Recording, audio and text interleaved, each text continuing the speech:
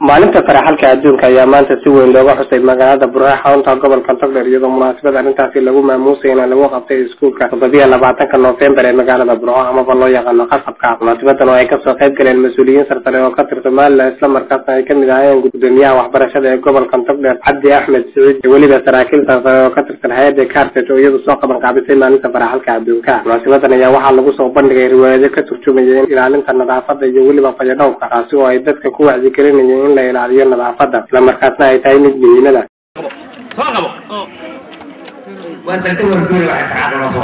كوشو سومرك سيدا سافر على الفتح كلمة سيدا أي سافر على الفتح كلمة وسومرك فوريت عليها بيد وقت ويا هذا عرفنا الله يكلم عن سوى يومك يومك قاعد نقول واسمعوا على حقوقك gudoomiyaha waxbarashada gobolka Togdheer Cabdi Axmed Saciid ayaa isagoo faahfaahin ka bixinaya maalinta faraxalka adduunka waxa uu sheegay in maalinta faraxalka adduunka looga jeedin oo kaliya in faraha la maydho balse looga jeedo in gebi ahaan la nadiifiyo jirkaaga. gudoomiyaha waxbarashada gobolka Togdheer Cabdi Axmed Saciid oo arrimahaasi ka hadlaya ayaa waxa uu yiri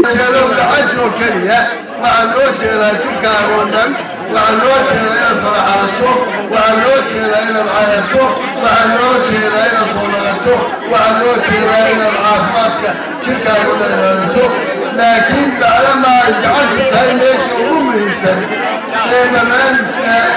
ما كتابك أنا أفضل أمهم سنة يا محبوب رسول يا تلك متعارف ما عندها مريسا عندها هاي جعلتها مع مهينة إن يوم مطيرة سوف يدورا إن يهجم marka maanta oo ay taariikhdu tahay 15 bisha Oktoobar caalamka waxa laga wada xusayaa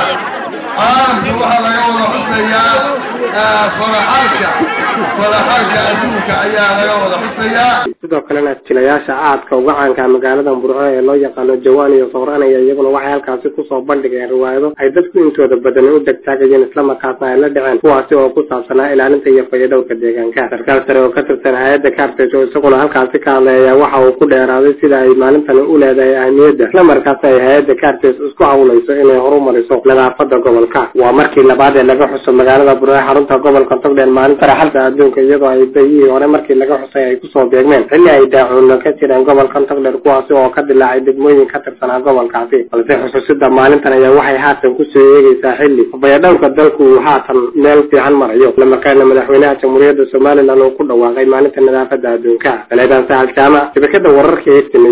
Somaliland.